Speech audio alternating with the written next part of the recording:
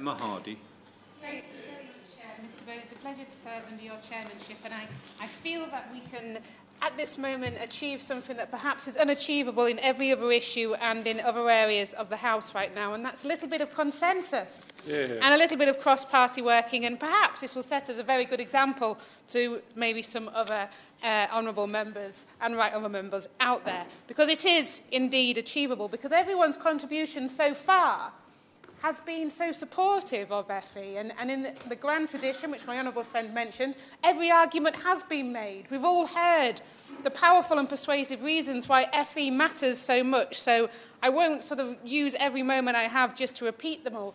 But I do think that there is an argument that perhaps hasn't been mentioned quite as much, because people have talked powerfully about the skills shortage and the need to address this, and in a moment I'll mention the particular difficulties around the NHS 10-year plan and the problems of implementing that. But there's something else that colleges do, another role that they have, which has been completely downplayed, and that's the role as being kind of the heart of the community.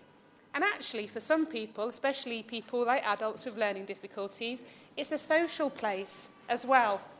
And sometimes for adults who may be struggling a little bit with their mental health, or people whose lives haven't worked out the way all of us would like for them, it offers that little bit of social interaction, a place to go, a purpose to get up in the morning. And I've heard this from constituents myself who've been struggling with their mental health, but they wanted to go and complete their course.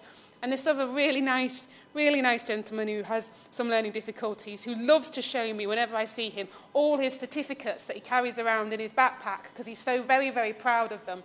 And I know that the college are often just finding reasons to allow him to keep going, because he has such a wonderful time there, and it is a social event for him. And I would just sort of put to the Minister that, yes, the arguments for skills are absolutely pivotal, but let's also have an argument for colleges being part of the community, and recognise that for some, is it really so bad for society that it's actually a social place where people can go and interact with others? And could we maybe look at the funding streams to address this? Because it feels at the moment, if you're not going to get a qualification at the end of it, then you're not getting the funding for your course. Yes? Delight to hear her say that, because the case she's making is the case for continuing learning, lifelong learning, community learning, learning that doesn't necessarily have an economic purpose. But politicians have become so insecure, so emasculated, that they're very reluctant to make a case for things that can't be measured in precise terms. She's making a case for joy, and education should be about joy, and that's why it's such a tragedy that adult community learning has declined since the days when the Honourable Member for Twickenham and I defended its budget. Emma Hardy. I completely agree with the right honourable member, because it has. I know for myself, my friend of mine who, after giving birth and wanted a reason to get out the house and just not have the baby for a while, managed to sign me and her up for salsa classes, which I was quite disappointed in, because being the taller one, I had to be the bloke, so now I can salsa, but only as the male role in the pair.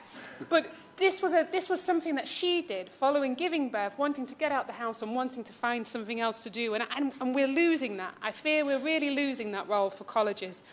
And just to return to the point, I do want to make this point about the NHS and the skills shortage, because the 10-year plan for the NHS is of course welcome. But I was reading a report from the Royal College of Nursing, and the director there said that this report confirms our greatest fear, that the impressive ambition of the long-term plan could be derailed simply because we do not have the nursing staff to deliver it. And the Minister might be expecting me now to make a plug for the fact that Hull College have set up a nursing apprenticeship. And the reason why I keep going on about this, and I think it really is exciting in a different debate at a different time with pretty much the same people, I spoke about the need for that progression from a level 2 right through to a degree apprenticeship, and the need for that to be clearly defined and mapped out so that each individual can see how one moves onto another. And with Hull College, this is exactly what they've done. They've taken people at 16 from a level 2 in health and social care and given them that pathway right through to a nursing degree apprenticeship. And this is something I mentioned to the Minister before, that we need to have that clear pathway, that progression between 2 and 3 and 4, all the way up, all the way mapped out. And I just want to also mention, on the Education Select Committee, we had a visit to Germany, and we were looking at lifelong learning. And quite a few people have mentioned the challenges of automation, which is both a challenge and something to be really excited about as well. But it does present those problems around lifelong learning and how are we going to upskill people in this country. And Germany are already starting to do this, and they call this Industry 4.0, and this is happening right across the country. And I feel like we're already quite far behind on how far they've moved on with this. And the worry is we do not want to be a country that is left even further behind, especially after Brexit. Yes? We're very proud that we worked together on the Education Lessons. She's making one of the best speeches of the afternoon. It's particularly about the importance of FE as social capital, because when you often in strong areas of economic that have very little economic capital, if you weaken FE colleges, you destroy the community. But what she says about Germany is incredibly important, because she will recognise that 50% of German students go off to do further education, technical education, and 70% of Swiss students, because we went to both places. And are those not examples of countries and governments that are investing in FE, that it is has the same equality as academic education, and it's something that we should follow strongly, examples that we could follow strongly as a country? Emma Hardy.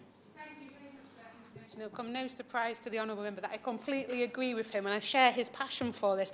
And one of the points I made in the previous debate was if we want this parity of esteem, then we need the parity of outcome. And what Germany's model has is no dead ends. So that if you start off on a vocational route, you can move across, you can move between vocational and academic and back to vocational again. You can get to that degree level if you want to through a vocational route, which is why I have mentioned before to the Minister, where unfortunately we disagree, is that I feel like T-levels are a distraction from this. And so I'll conclude by saying, of course, I support raise the rate. It's crucially important that we have more money for our pupils. And of course, I'm very, very proud that the Labour Party has a National Education Service vision, which is a really inspiring vision for everybody to get behind. And I just want to put on record my thanks to all the staff at Hull College, all the staff at Wyke Sixth Form College, which is the one I went to, so I especially like that one, so for all of the hard work and everything they do for all of the pupils in Hull. And just to go back to my original point, to implore the Minister that, yes, skills, progression, future matters, but so does actually a sense of belonging and a sense of community, which is the other thing that FE gives.